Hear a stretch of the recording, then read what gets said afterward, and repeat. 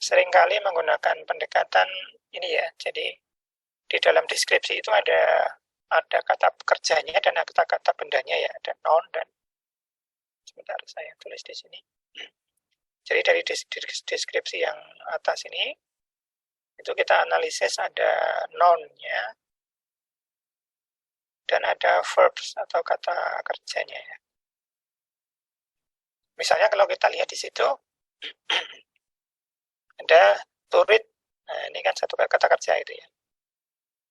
Kata kerja, kemudian nanti ada to add ini. Kemudian print. Jadi paling tidak ada 3 kata kunci itu ya. 3 kata kunci yang nanti akan diidentifikasi menjadi ini. Jadi verbnya ada 3 kata kerja yang akan menjadi proses di sini ya. Sehingga nanti di sini ada yang pertama read, yang kedua add, yang ketiga print. Nah, itu salah satu cara itu ya, atau typical best practice yang dipakai oleh para software developer atau software analyst tadi. Jadi dari deskripsi programnya dicari mana yang kata kerja, yaitu contohnya tadi read, kemudian add menjumlahkan, print mencetak. Nah, 3 kata kerja itu nanti akan dipakai di sini. Di bagian bawah ada processing dari algoritmanya ya. Read 3 numbers, kemudian add numbers together, kemudian print total number. Nah, itu untuk mengidentifikasi prosesnya. Nah, kemudian yang noun sini, ini nanti digunakan untuk mengidentifikasi input dan outputnya. Ini untuk input dan outputnya. Kalau ini tadi untuk prosesnya ya, yang outputnya. Nah, misalnya kalau di deskripsi yang kita pakai di atas tadi, kata bendanya kan ada 3 number ini ya. 3 numbers. Kemudian ya, sama total itu ya, sama total ini. Nah, sebentar, mana tadi? Ya, jadi ada number dan 3 number dan total. Nah, 2 kata benda itu dapat digunakan atau dipakai sebagai variabel dalam input dan outputnya. Sehingga kita lihat di sini inputnya kan tadi ada 3 number ya, sehingga ada number 1, number 2, dan number 3. Demikian juga yang total bisa dipakai untuk variabel dalam outputnya. Nah, sehingga nanti hasil dari tabel IPO-nya menjadi seperti gambar di paling bawah ini. Tabel IPO, ada kolom input, kolom proses, kolom outputnya. Ya, kira-kira seperti itu tahapan problem requirement dan analisis ya. Ini sudah termasuk cara menganalisis problemnya.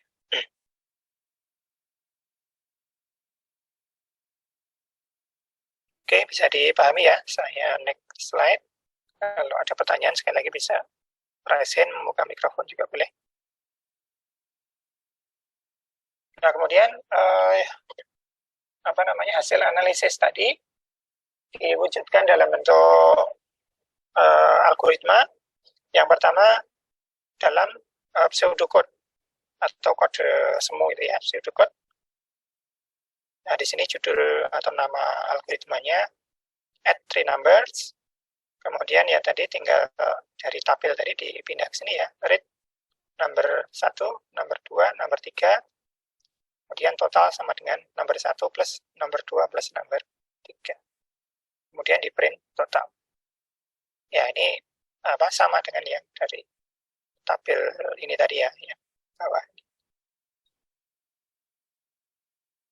Oke, saya kira ini tidak ada yang sulit ya, hanya mengubah dari tabel IPO tadi menjadi pseudocode. Kemudian langkah selanjutnya atau slide selanjutnya. Nah, ini algoritma yang sama kalau direpresentasikan dalam bentuk flowchart atau diagram mengalir gitu ya.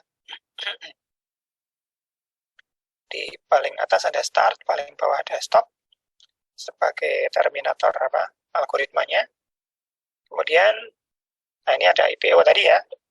Kalau kita kaitkan dengan tabel IPO-nya, di sini adalah I-nya, input, ini proses, ini output. Dan kita ingat lagi dari diskusi minggu yang lalu ya, kalau input ini digambarkan dalam bentuk paralelogram atau jajaran genjang ya, jajaran genjang. Jadi ini bukan kotak persegi, tapi jajaran genjang. Demikian juga yang outputnya. Outputnya juga berupa jajaran genjang. Nah, tinggal yang prosesnya ini menggunakan rectangle atau persegi panjang ya. Kemudian yang terminator start dan stop sudah benar ya, ini pakai semacam rounded rectangle ya, yang agak panjang. Oke, saya kira ini juga sederhana. Jadi jangan lupa juga tadi ya, fokusnya juga agar bangunnya itu, bentuk-bentuk bangunnya itu agar disesuaikan dengan standar flowchart ya. Nanti kalau ada selection pakai yang kemarin itu, lah tepat itu ya. Ya. Untuk percabangan atau selection. Ya, dan lain-lainnya nanti bisa dilihat lagi. Kemudian saya next lagi. Ya, kemudian tahapan selanjutnya setelah mendesain algoritma, tadi kan ada disk checking ya. Nah, di sini disk checkingnya fungsinya adalah untuk menguji logika algoritma dengan beberapa dataset yang dipilih. Ini juga seringkali disebut, ada yang nyebut test set gitu ya.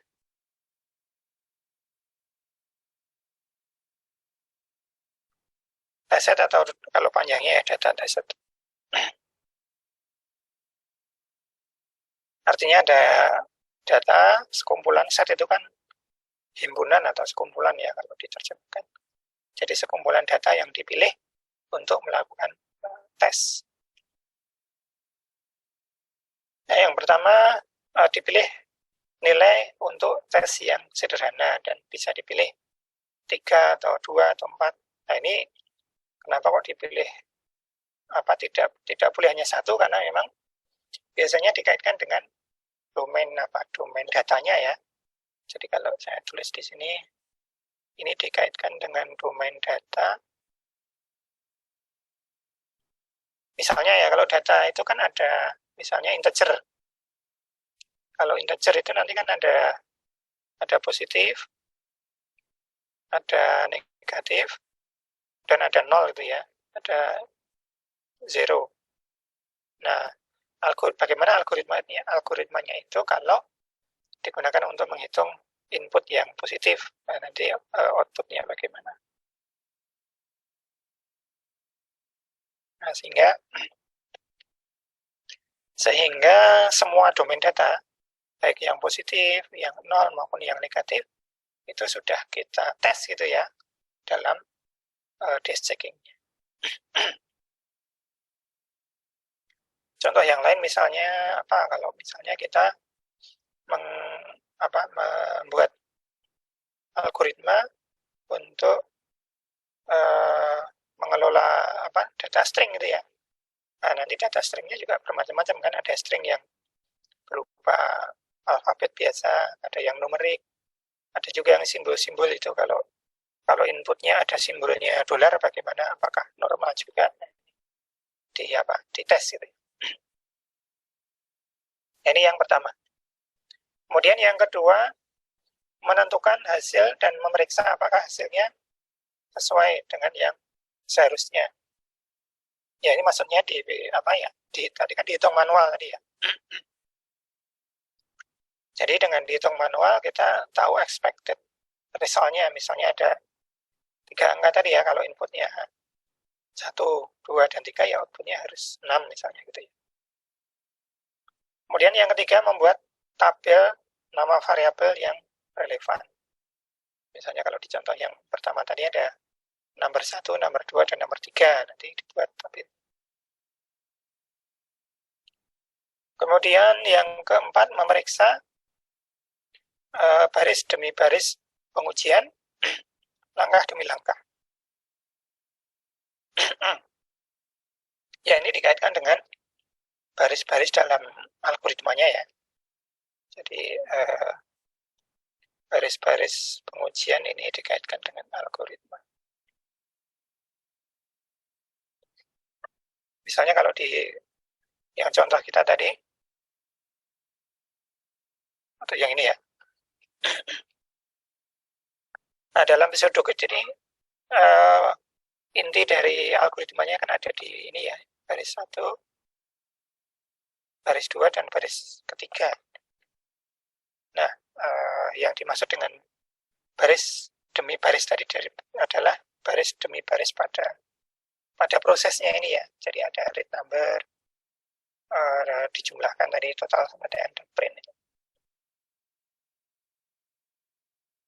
Nah, itu yang dimaksudkan di nomor 4 ini.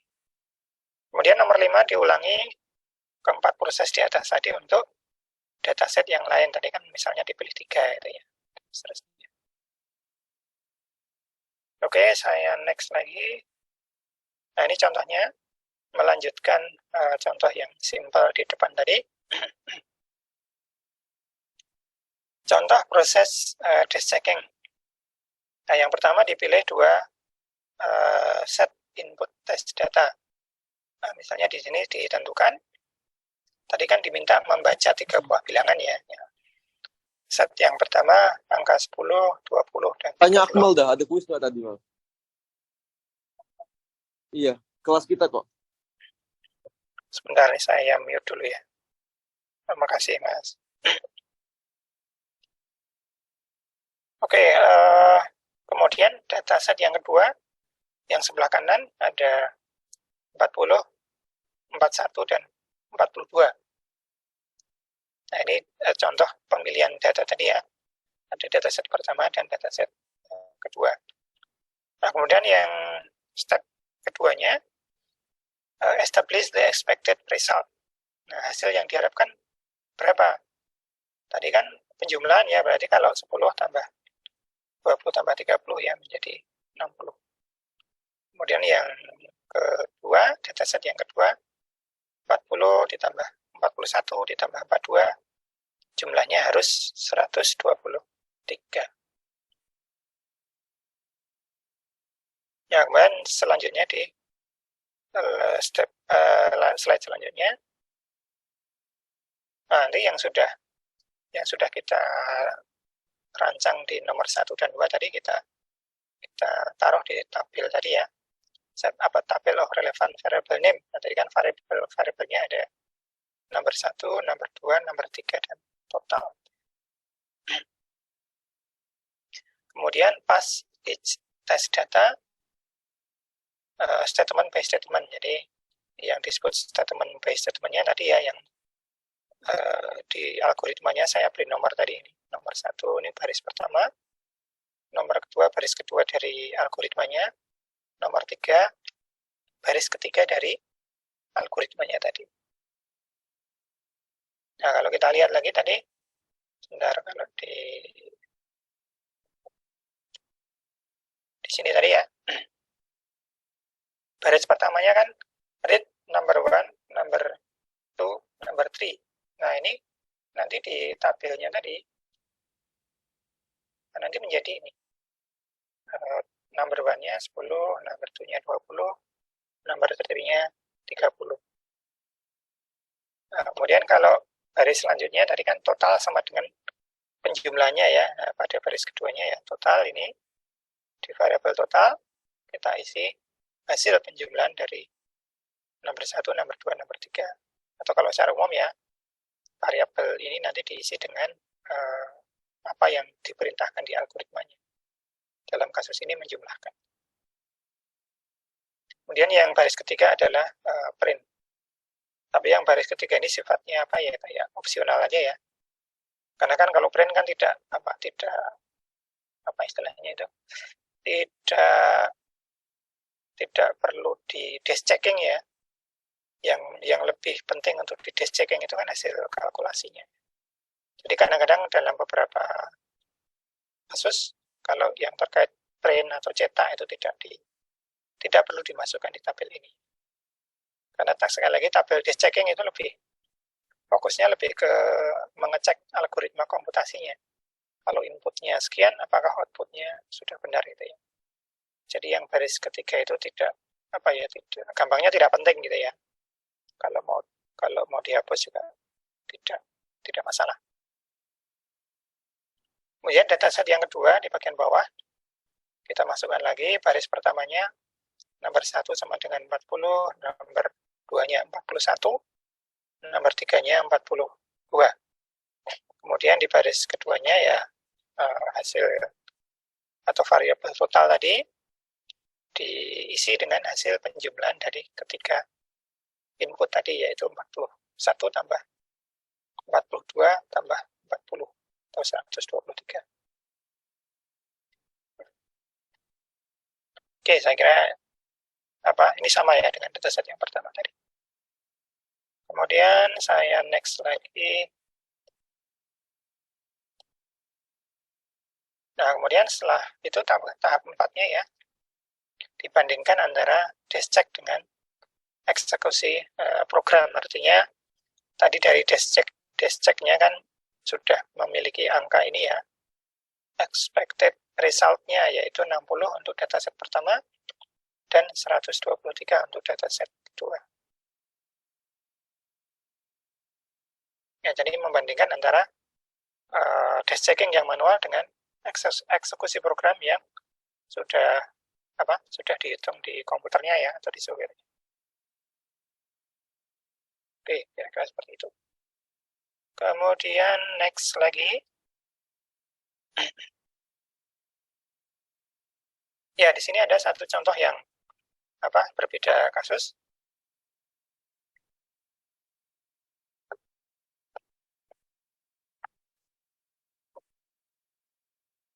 Ya, misalnya di sini problem description-nya,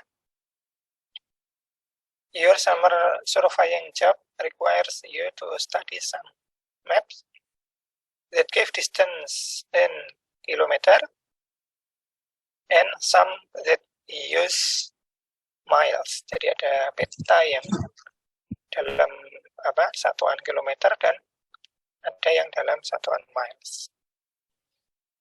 Kemudian lanjutnya, you and your coworkers prefer to deal with metric measurement. Nah, ini metric, ini juga kata kunci ya. Jadi metric measurement. Jadi satuan measurement dalam bentuk metrik itu yang kalau massa biasanya menggunakan kilogram. Kalau panjang itu L ya. Kalau L ini biasanya menggunakan meter.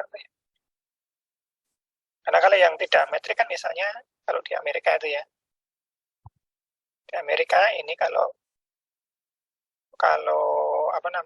massa kan biasanya menggunakan pound atau LB itu ya, yang sering disingkat LB atau pound. Kalau panjang menggunakan yang feet dan inci itu ya. Feet atau inci. Jadi istilah metric measurement itu yang menggunakan satuan-satuan kayak kilogram, meter, dan seterusnya. Nah, ini yang sebelah kanan contoh yang bukan metrik, yang biasanya dipakai di barat itu ya. Kemudian selanjutnya di deskripsi problemnya, write a program that perform necessary conversion. Nah, ini juga kata kuncinya, ada kata conversion. Kita lanjutkan. Ya, ini kalau kita tulis lagi ya tahapan tadi. Tahapan yang di awal tadi kan sudah kita sampaikan yang 1 sampai 7 ya, software development. Kemudian di sini yang difokuskan di poin 3 dan 4 list of step algorithm, jadi menulis algoritma dan disk checkingnya tadi ya. Ini saya kira mengulang saja. Saya next saja. Ya, ini problem yang terakhir tadi kalau ditulis ulang. To study some maps that give distance in kilometer and some that use miles. Nah, tadi ketika proses menganalisis kita kita gunakan cara yang sama ya, yang ada noun dan verbs tadi. Untuk yang identifikasi inputnya menggunakan noun, ini tadi kan ada distance in kilometer, kemudian ada distance in mile. Nah, yang akan menjadi input adalah yang mile, karena ada kata-kata ini tadi prefer to deal in metric, berarti outputnya harus yang metric ini. Kemudian sehingga inputnya nih ya, inputnya jarak dalam satuan mile, outputnya jarak atau distance dalam satuan kilometer. Kemudian develop algorithm that perform the necessary conversion ya, nanti hasilnya yang di tengah ini ya, atau prosesnya. Pertama kita input atau membaca input dari usernya, dari keyboard lah itu ya kalau dari program komputer. Kemudian compute distance mile to distance kilometer, dikonversi tadi, kemudian ditampilkan hasilnya ke layar atau ke display. Ya, kira-kira seperti itu. Oke, saya next saja.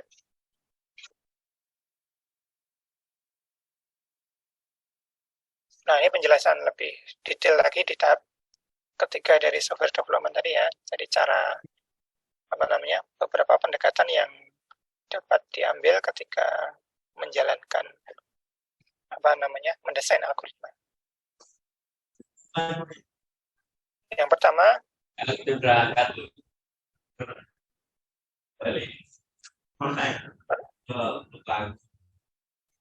adik-adik yang belum di mute, tolong di mute dulu ya.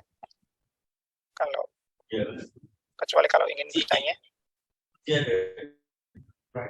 Sebentar, saya cari dulu.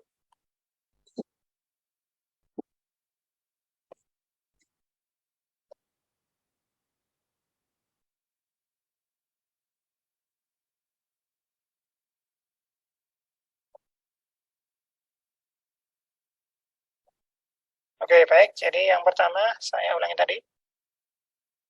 Writing program is often most difficult part of the problem solving. Kemudian, don't attempt to solve every detail of problem at the beginning. Instead, use top-down design. Ya, ini artinya karena typical problem itu biasanya dapat dipecah-pecah itu ya, atau dapat dibagi-bagi menjadi sub-problem yang lebih kecil. Nah, maka kita selalu diingatkan untuk menggunakan top-down design. Artinya dari atas ke bawah itu, yang atas itu memikirkan yang global-global dulu, kemudian yang down-nya yang lebih detailnya ya. Jadi kalau digambarkan itu ada misalnya ada ada kotak di sini itu ya. Nanti ada beberapa tahap itu. Nah, yang pertama ini yang lebih istilahnya itu high level gitu ya, atau katakanlah level 1, nanti di bawahnya level 2. Nah, level 1 itu yang sifatnya global gitu ya, global. Kemudian yang level 2 itu yang lebih detail, atau semakin ke bawah semakin detail.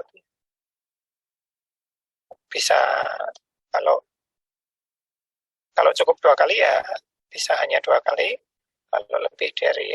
Kalau misalnya problemnya sangat kompleks, bisa aja nanti lebih dari 2 kali ya iterasinya. Nah, top-down design ini seringkali juga disebut divide and conquer. Karena divide yang membagi-bagi tadi ya, membagi-bagi problem yang besar menjadi sub-problem yang lebih kecil dan sederhana. List the major step or sub-problem that need to be solved. Ini yang bagian atas nanti garis besarnya itu apa sih Nah, baru nanti yang kedua di detailnya. Nah, misalnya yang bagian detail itu yang sudah menunjukkan rumusnya gitu ya. Rumus untuk menghitung luas bagaimana, rumus untuk menghitung keliling bagaimana, rumus untuk mencari persamaan akar kuadrat bagaimana, dan sebagainya.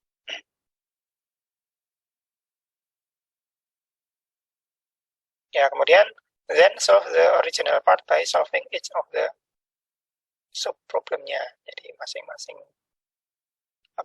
masing-masing sub problem diselesaikan, kemudian hasilnya diintegrasikan. Ini mirip kalau di mata kuliah sebelumnya yang pemrograman dasar itu kan kita di salah satu babnya itu ada modular ya, modular programming, atau dengan kata lain satu software itu tersusun atas modul-modul yang yang berbeda gitu ya. Misalnya ada modul untuk mengkalkulasi, ada modul untuk sorting, ada modul untuk misalnya mengubah huruf besar, huruf kecil, dan sebagainya. Itu modular. Itu mirip dengan pendekatan ini. Subproblem itu sama dengan satu modul itu ya. Sehingga kalau problemnya besar, dibagi menjadi beberapa subproblem, nah, nanti di software yang kita buat juga akan menjadi beberapa modul. Nah, tinggal modulnya itu mau direpresentasikan seberapa besar gitu ya. Bisa aja hanya menjadi satu function atau satu prosedur saja, atau bisa juga menjadi satu file yang terpisah ya, tergantung kompleksitasnya. Kemudian yang paling bawah, most computer algorithm consists of at least three sub problem, yaitu get datanya atau input tadi ya, membaca input, kemudian perform calculation atau computation, kemudian display the result. Ya, jadi fokus dari slide ini yang membagi-bagi menjadi beberapa subproblem tadi ya. Oke, next. Nah, kemudian ini contoh yang pendekatan top down tadi ya. Kalau saya tuliskan lagi di sini. Ada top down approach.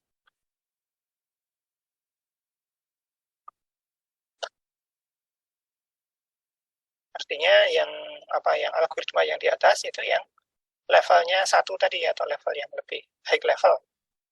Nah, yang bawah ini yang low level atau detail levelnya.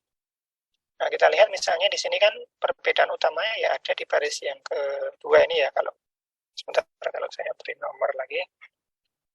Baris pertama yang get ini, baris kedua yang compute, baris ketiga yang display. Nah, pendekatan top down itu mengasumsikan bahwa atau menggunakan cara yang algoritma yang kita buat pertama kali itu yang high level dulu ya. Jadi bisa kita gunakan istilah itu high level. Kalau yang bawah ini kita katakan low level atau lebih detail.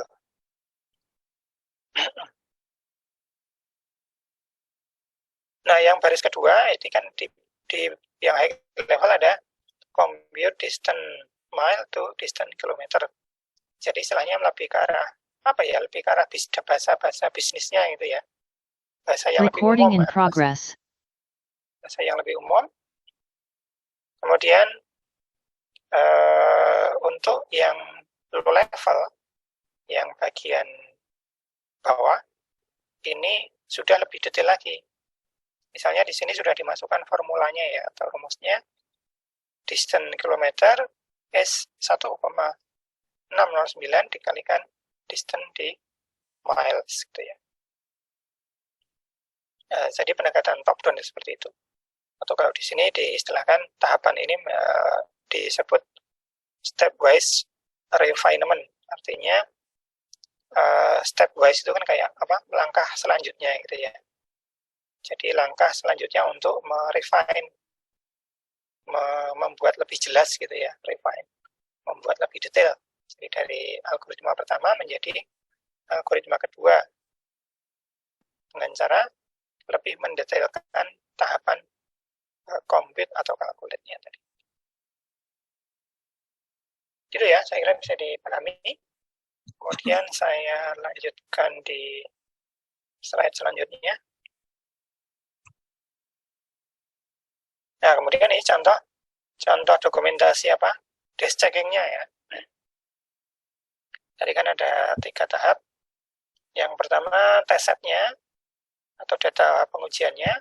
Nah, misalnya di sini dipilih distance dalam mailnya 45 dan 62,15 apa ini tadi mile ya, dalam mile. Kemudian kedua data ini akan kita masukkan ke algoritma konversi tadi. Nah, kemudian yang kedua ditentukan dulu hasil yang benar itu seharusnya berapa atau expected result-nya. Ya, angka 45 dimasukkan ke rumus yang tadi mile kali 1,6 berapa tadi? 609 ya. Jadi kilometer sama dengan 1,6 apa tadi? Saya lihat lagi aja. 609 kan ada ya? 609 kali mile.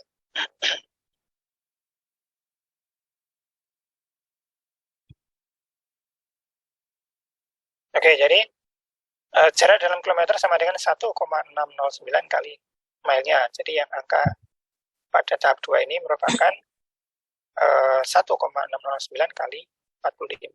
Demikian juga yang ini, dataset kedua, angka 100,02073 merupakan hasil pengalian 1,609 dikalikan ini jarak dalam mile-nya. Kemudian yang step ketiga, set up a table of relevant variable names and pass its test dataset statement by statement. Ya, ini didokumentasikan ya. Kita tulis variabelnya, tadi ada variabelnya kan ada distance in mile dan distance in kilometer. Karena hanya konversi kan hanya 2. Kemudian data pertama tadi 45 kita masukkan sini. Kemudian expected result-nya distance in kilometer 72,4205. Sekali lagi yang angka 2 dan angka 3 ini mengacu ke baris-baris di dalam algoritmanya ya. Tadi kalau saya lihat lagi ini ya. Nah, tinggal yang mau dipakai yang mana, yang atas atau bawah, tapi biasanya yang paling bawah ya, Pak, yang dipakai. Nah, di sini ada 1, 2, 3, 4, ada 4 baris. Bentar, saya beri nomor lagi di sini, nomor 1, 2, 3, 4.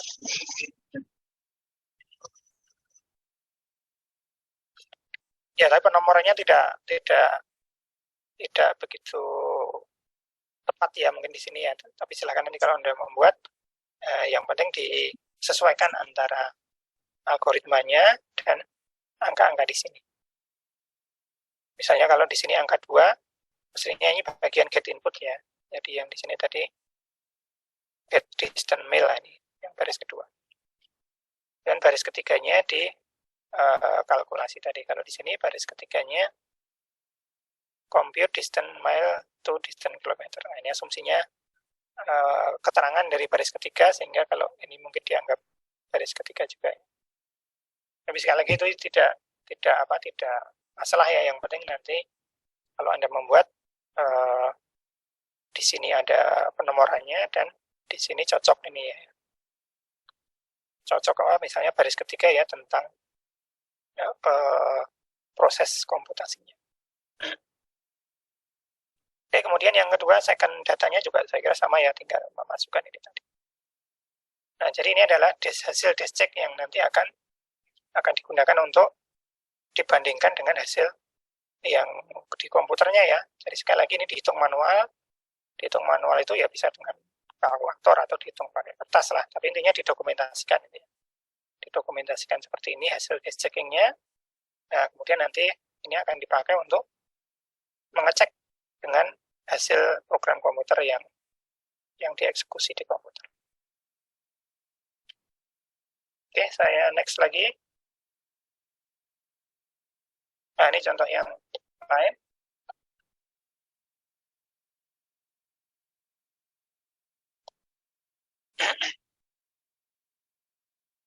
Ya, misalnya di sini do same set of activity to develop algorithm for program that convert. Nah, jadi conversion lagi ya.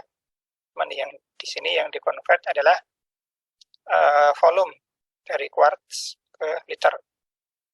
Nah, apa namanya, kata kuncinya 1 quart itu ini ya, di bagian bawah ada keterangannya ya, nanti kalau adik-adik mau membaca lebih detail. Maksudnya quart itu kan quarter atau seperempat ya, seperempat galon. Jadi seperempat galon itu sama dengan 0,946 liter. Nah, kemudian analisis IPO-nya, input process output.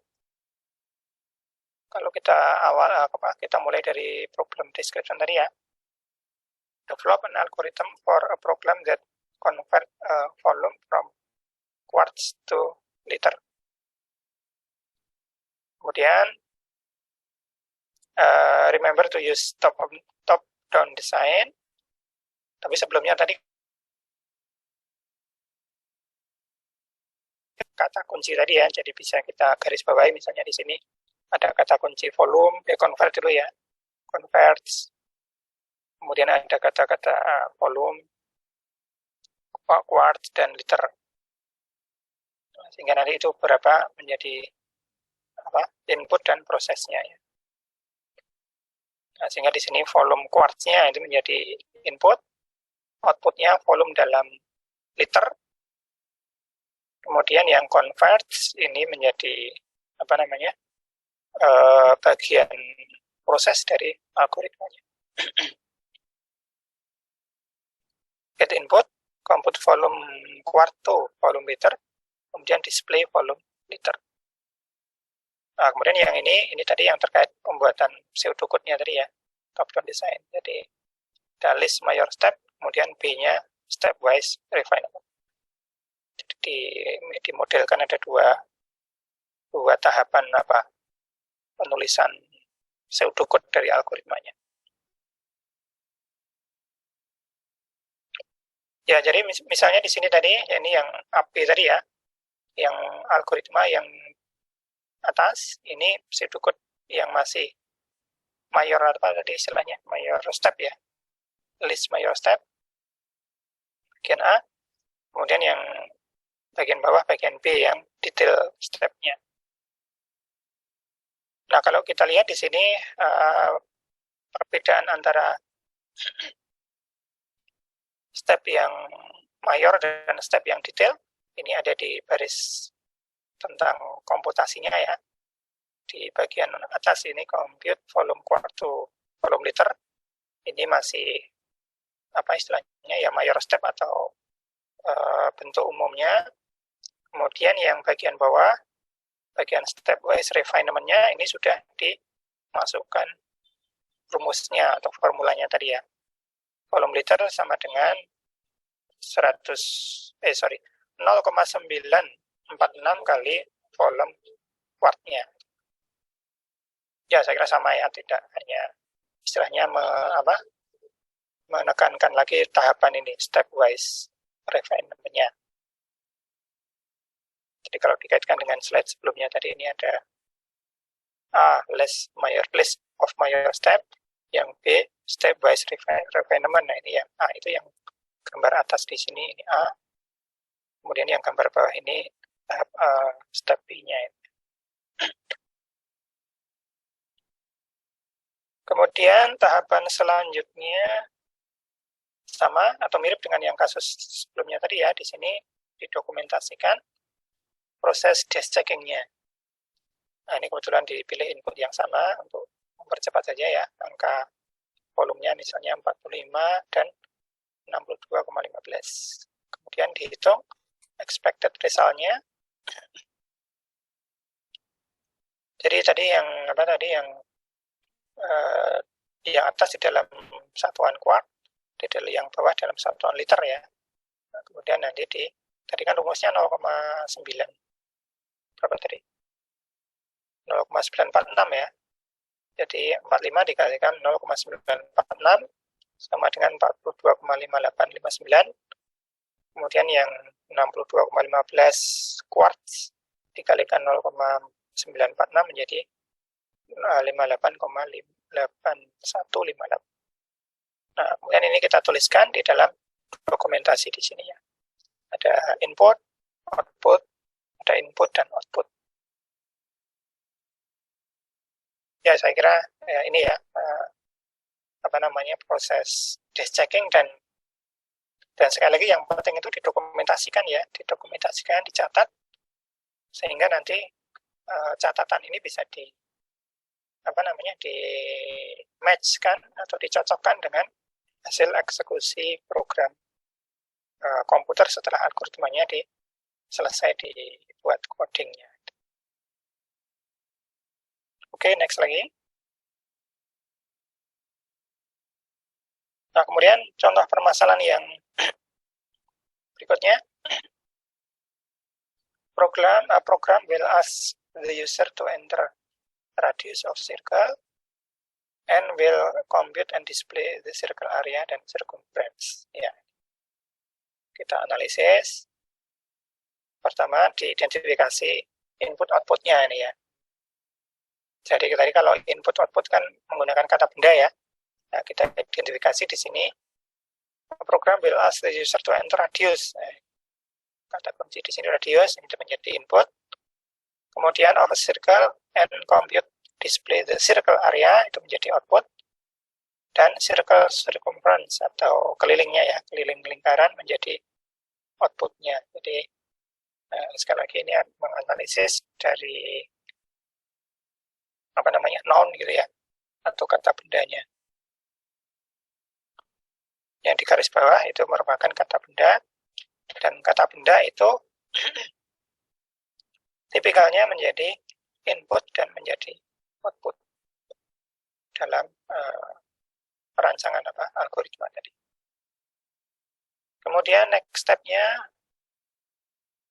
kalau tadi mengidentifikasi input output-nya, ini mengidentifikasi prosesnya, yaitu yang di tengah ini ya.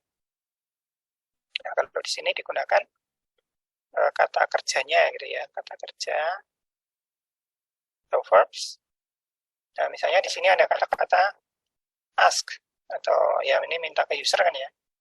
Ask ke user itu nanti menjadi ini ya, from, for radius dan get radius. Kemudian ada kata compute dan display ya, compute-nya menjadi ini, compute circle area dan compute circle circumference. Menghitung luas lingkaran dan keliling lingkaran. Setelah itu di display. Ya, kira-kira seperti itu ya proses analisis problemnya menjadi tabel DPO atau input-output proses. Nah, kemudian tahapan stepwise refinement-nya tadi kan ada dua ya, yang atas itu yang mayor step-nya. Ada prompt for radius, kemudian get radius, calculate circle area, calculate circle circumference. Ya, sekali lagi kalau yang atas itu lebih ke arah proses umumnya ya, atau proses di high levelnya, tapi kalau yang bawah ini sudah detail. Jadi ditunjukkan dengan cara langsung ke rumusnya. Misalnya yang calculate circle area sama dengan rumusnya kan pi r kuadrat ya, atau pi dikalikan radius dikalikan radius. Nah, jangan lupa juga didefinisikan ini ya, konstanta pi-nya ya, kan mau dipakai di bawah ini. Pi-nya sama dengan 3,14. Kemudian calculate circle circumference atau keliling lingkaran. Rumusnya 2 pi r, sehingga 2 dikalikan pi dikalikan radius. Setelah itu di display.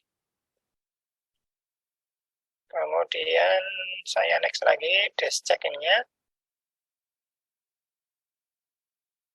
Ya, ini sama, tinggal dipilih test inputnya. Misalnya di sini ada radiusnya 10, kemudian data keduanya radius sama dengan 20.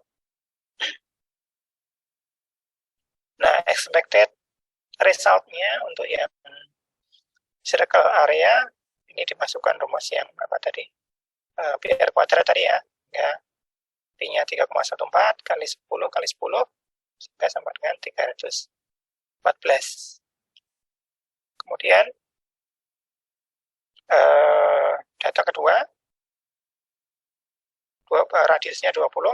Kalau kita masukkan PR kuadrat sama dengan 3,14 kali 20 kali 20 menjadi 1256 meter. Kalau meter ya meter ya. Demikian juga yang menghitung keliling. Kita masukkan di rumus 2 PR ya, sehingga menjadi 60,8, yang radiusnya 10, yang radiusnya 20 menjadi 125,6.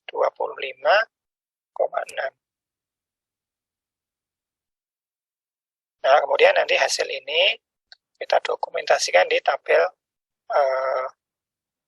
tabel dash checkingnya. Di sini ada statement number-nya atau nomor-nomor di algoritmanya.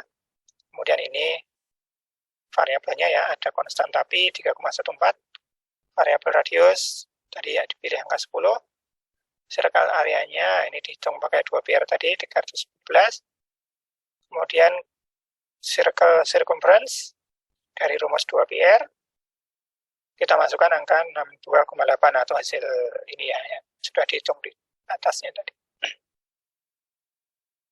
Ya, ini hanya digambarkan satu tes set ya. Tapi yang kedua saya kira sama ya, tidak masalah, bukan satu hal yang sulit. Nah, angka-angka ini sekali lagi ini angka atau baris-baris dalam algoritma di halaman sebelumnya tadi. Yang ini ya. Ada baris pertama P sama dengan 3,14. Baris kedua 3, 4, 5, 6 sampai 6.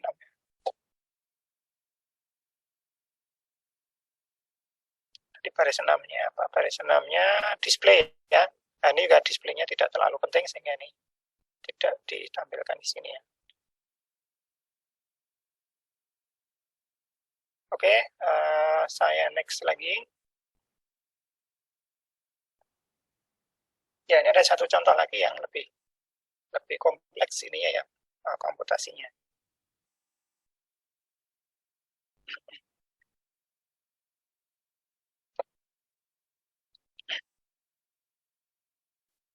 Misalnya kita baca di sini program will get the length and width of rectangular shape house block. Jadi kayak apa? Tanah itu ya, tanah yang mau dibangun rumah, panjang dan lebarnya berapa. Kemudian and the length and width of the rectangular house width on the block. Nah, yang kedua ini luas bangunannya ya, kalau yang pertama tadi luas tanahnya, ini luas bangunannya. Kemudian kita diminta untuk mendevelop an algorithm to compute and display mowing time. Nah, ini mowing time yang diperlukan untuk memotong rumput. Kemudian ingat ada mower machine itu ya, mesin memotong rumput. Nah, ini asumsinya kita diminta menghitung berapa waktunya dalam menit kalau ini ya. Berapa menit diperlukan untuk memotong rumput di halaman rumah tadi. Asumsinya semua halaman yang tidak ada bangunannya ditanami rumput itu maksudnya ya. Oke, problemnya seperti ini. Kemudian kita analisis dengan kata benda dan kata kerja tadi.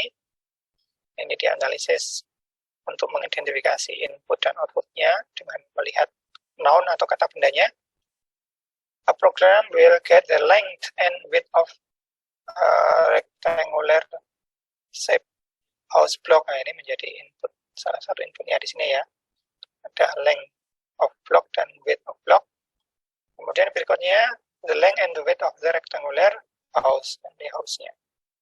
Yang atas itu tanahnya, yang bawah bangunannya. Kemudian develop an algorithm to compute and display mowing time required to cut grass. Ya, nanti outputnya adalah mowing time, lama waktu yang diperlukan untuk memotong rumput di halaman rumah tadi. Nah, kemudian berikutnya analisis prosesnya yang bagian tengah ini ya. Nah, kita lihat kalau proses menggunakan kata kerja atau verbs, di sini ada get the length. Ya. Get berarti dia meminta masukan ke user ya, get block measurement, get house measurement. Kemudian ada compute, menghitung tadi, calculate mowing time, kemudian di display. Ya, ini tahapan identifikasi proses utama yang nanti akan menjadi high level algoritmanya ya. Nah, kemudian di halaman atau di slide selanjutnya ditunjukkan ininya high level algoritma dan stepwise refinement dari algoritmanya ya. Nah, yang yang sebelah kiri ini sama dengan hasil dari tabel IPO tadi, yaitu ada 1, 2, 3, 4 ya, 4 proses global atau 4 proses utama. Get block measurement, kemudian get house measurement, calculate, dan display. Kemudian di tahapan stepwise refinement-nya, masing-masing ini didetailkan itu ya. Sehingga ini menjadi dua, kalau dipetakan ya, baris pertama ini menjadi dua di sini, baris kedua menjadi 2 juga, baris ketiga menjadi, ya ini maka banyak ini ya, jadi kemudian yang display ya, jadi display.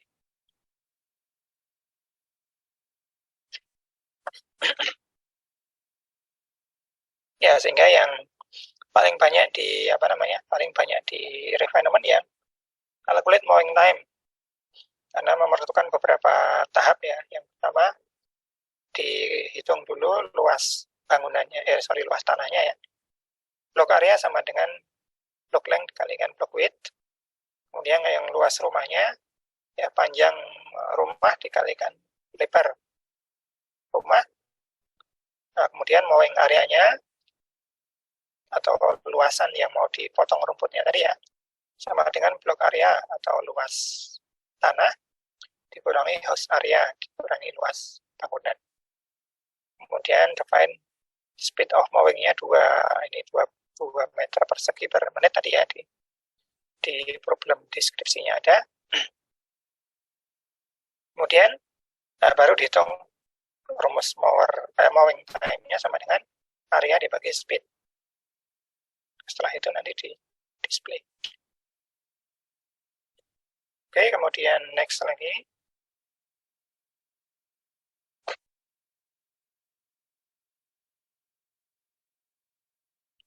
Ya, kemudian dash checking-nya ini yang tahapan 1 dan 2 ini tidak saya tuliskan lengkap ya, karena intinya sama dengan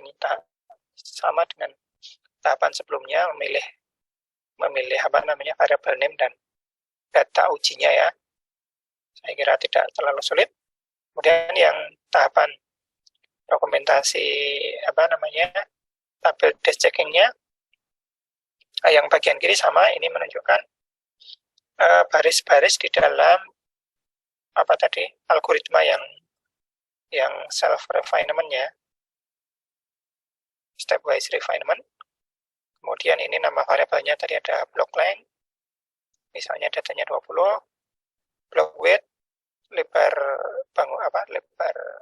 tanahnya 12, kemudian house length itu panjang rumahnya, kemudian house width lebar rumahnya, kemudian block area ini variabel untuk menyimpan luas tanah, house area variabel untuk menyimpan luas bangunan, mowing area ini variabel untuk menyimpan luas dari rumputnya ya, luasan dari rumput yang mau dipotong, kemudian mowing time-nya variabel yang dipakai untuk menghitung berapa menit tadi ya satunya. Nah, kemudian kalau dikaitkan dengan baris-baris di dalam di dalam algoritmanya tadi, baris 1 sampai 4 ini input ya, kalau kita lihat di sini tadi. Baris 1 sampai 4 ini meminta input panjang lebar tanah dan panjang lebar bangunan. Ini. Kemudian baris kelima, kalau kita lihat di sini tadi, baris kelima di algoritma itu compute block area. Nah, kalau kita lihat di tabel, compute block area hasilnya adalah 240, yaitu dari ini ya, 20 dikalikan 12 menjadi 240. Kemudian baris ke-6 ini mengcompute house areanya. Ini dihasilkan dari 15 dikalikan 7 atau panjang house dikalikan lebar house. Kemudian baris ke-7-nya menghitung mowing time. Nah, tadi rumusnya sudah ada di sini ya. Mowing time sama dengan mowing area dibagi speed of mowing. Atau baris ke-8 ya. 1, 2, 3, 4, 5, 6, 7, 8, 9. Baris ke-9 ya harusnya ya. Sorry, mana tadi? Oh ya, yang mowing area benar ya, baris ke-7. Baris ke-7 mowing area betul. Baris ke-8-nya itu apa tadi? Speed-nya ya, definisi speed sama dengan 2. Kemudian yang baris ke-9 mowing time-nya. Mowing time sama dengan mowing area dibagi speed-nya. Speed-nya tadi 2 kan, sehingga di setengahnya. Ini ada angka 30 halaman slide-nya ya, agak mengganggu. Ya saya kira ini ya, seperti itu cara melakukan disk checking terhadap suatu algoritma yang sudah kita kembangkan. Ya, sekali lagi tahapan ini dilaksanakan untuk mengecek algoritma sebelum dibuat program komputernya atau sebelum Anda melakukan codingnya gitu ya.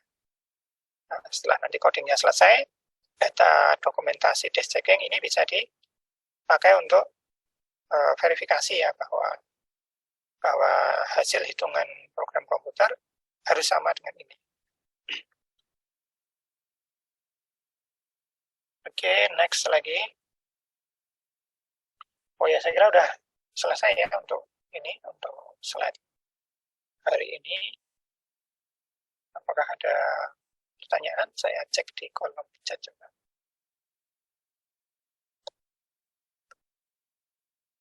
Di kolom chat tidak ada yang baru.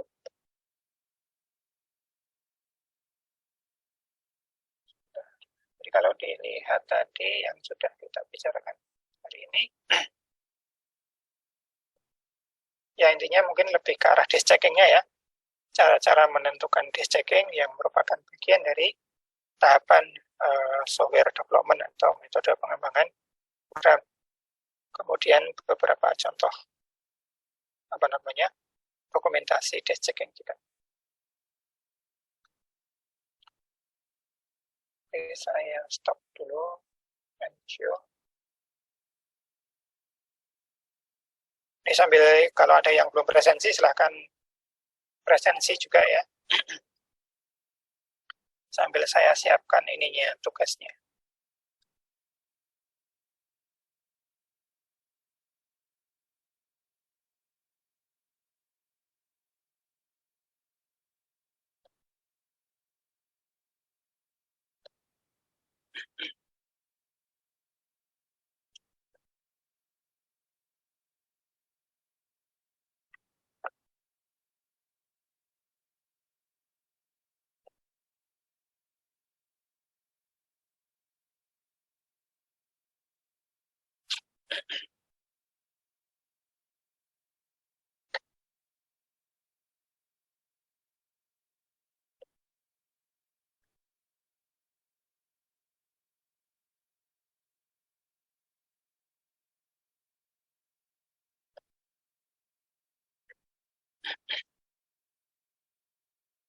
Oke, tugasnya seperti ini. Sebentar.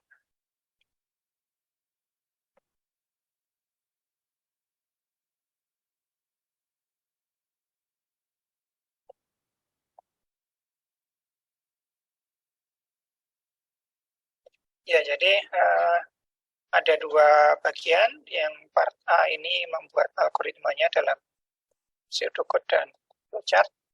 Kemudian yang bagian kedua, yang bagian B, yang bawah, ini membuat apa tadi, pengujian desk checking tadi ya. Jadi yang atas itu mungkin lebih ke arah minggu lalu ya, dari kuliah minggu lalu, yang kedua ini kuliah hari ini. Oke, yang pertama buatlah algoritma dalam bentuk pseudocode dan flowchart. Jadi dibuat dua-duanya ya dalam bentuk pseudocode dan flowchart. Nah, kemudian untuk problemnya bisa memilih salah satu dari tiga pilihan di sini.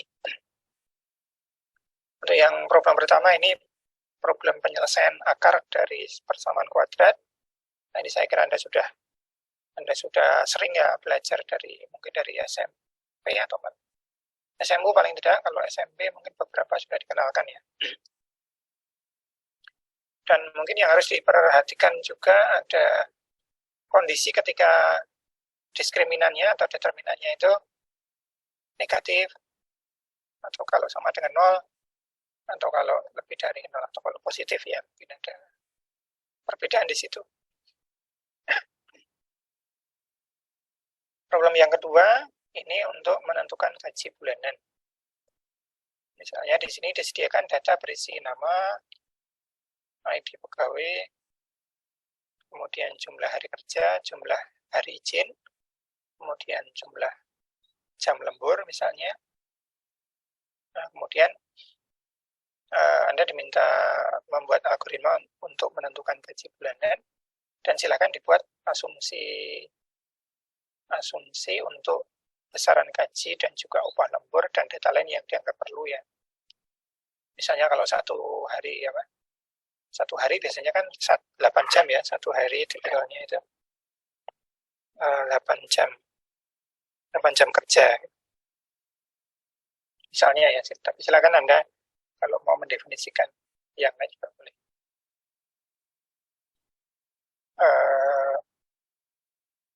Dan angkanya ya, misalnya kalau gajinya berapa, kalau Anda berdasarkan UMR di Jogja kan beda dengan UMR di Jakarta misalnya. Silakan Anda buat asumsi tapi dideskripsikan. Jadi itu yang kedua tentang gaji bulanan pegawai. Kemudian yang ketiga, ini kalau kasusnya di nilai mata kuliah. Nah, misalkan di sini nilai mata kuliah itu dihitung berdasarkan 5 skor gitu ya. Ada tugas, ada kuis, ada project, ada UTS, dan UAS. Nah, nanti output nilai itu sudah dalam bentuk huruf gitu ya, A, B, C, D, E, dan beberapa asumsi di sini. Peserta kuliah dinyatakan tidak lulus kalau tidak ikut UTS atau UAS, karena biasanya menjadi syarat itu ya, syarat kalau meskipun Anda nilai tugasnya bagus semua, plus UTS-nya bagus, tapi tiba-tiba di hari pas ujian akhir Anda tidak dapat mengikuti gitu ya, atau lupa, salah jadwal ya. Beberapa saya temukan ada yang salah jadwal, mungkin karena misalnya kuliahnya biasanya hari Kamis, ternyata ujiannya kok hari Rabu, dia lupa jadwal, itu salah jadwal. Itu kalau lupa seperti itu maka biasanya akan mendapatkan nilai tidak lulus gitu ya, atau kalau di sini silakan nanti dibuat aja nilainya E itu, skornya 0. Oke, jadi seperti itu. Sekali lagi tugasnya ada dua bagian. Part A itu membuat algoritma dalam pseudocode dan flowchart, kemudian yang bagian B melakukan desk checking-nya ya. Silahkan nanti hasilnya diupload di Elok ya. Tugasnya saya upload juga di Elok.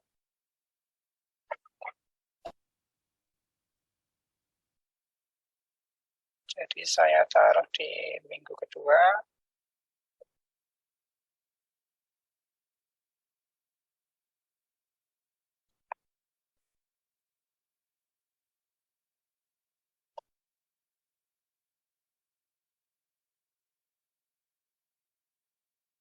Oke, saya kira di sini nanti sudah terupload.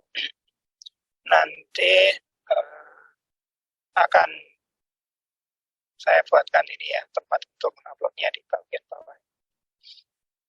Oke, saya kira demikian ya untuk pertemuan pada hari ini. Sekali lagi saya tawarkan kalau ada pertanyaan, saya cek lagi di kolom chatnya.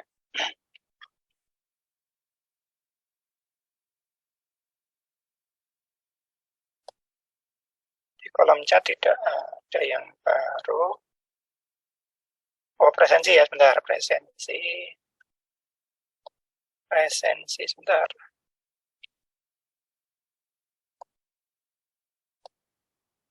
Oke, silakan yang tadi belum sempat presensi.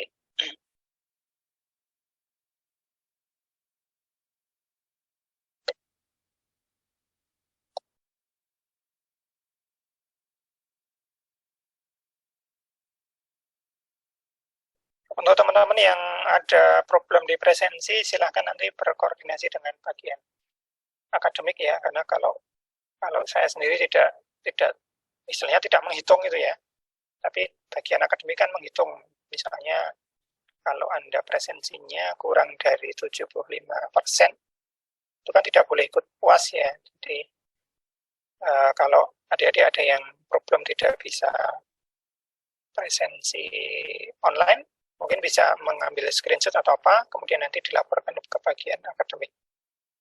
Beberapa kemarin ada yang lapor ke saya gitu ya, tapi sekali lagi saya tidak mengurusi presensi, silahkan nanti Anda berkoordinasi dengan bagian akademik di TT. Nah, untuk buktinya bisa mengambil screenshot dari dari kuliah hari ini. Baik, apakah ada pertanyaan? Sekali lagi saya tawarkan, saya tunggu 30 detik ya. Kalau nggak ada, nanti kita akhiri.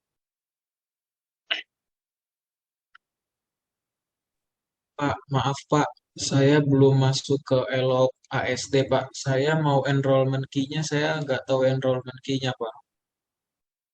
Enrollment key-nya ASD 2000, ya sebentar. Saya tuliskan di chat ya, ASD 2023.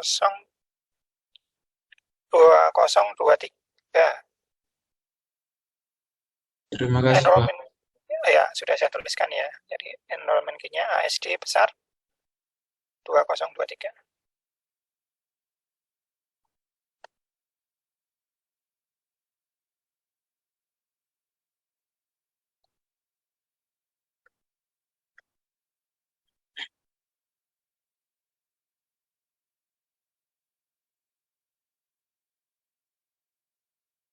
Baik, sepertinya sudah tidak ada pertanyaan ya. Kalau begitu bisa kita akhiri untuk pertemuan pagi hari ini. Untuk sisa waktunya bisa Anda manfaatkan untuk ya mulai mengerjakan tugasnya tadi ya, bisa dicicil gitu untuk supaya nanti tidak terlambat dalam mengumpulkan. Baik, kalau tidak ada pertanyaan bisa kita akhiri. Selamat melanjutkan aktivitas yang lain. Semoga semuanya diberi kesuksesan ya. Baik, saya akhiri. Assalamualaikum warahmatullahi wabarakatuh. Waalaikumsalam, terima kasih Pak. Waalaikumsalam Ya, warahmatullahi sama-sama. wabarakatuh. Mari Pak.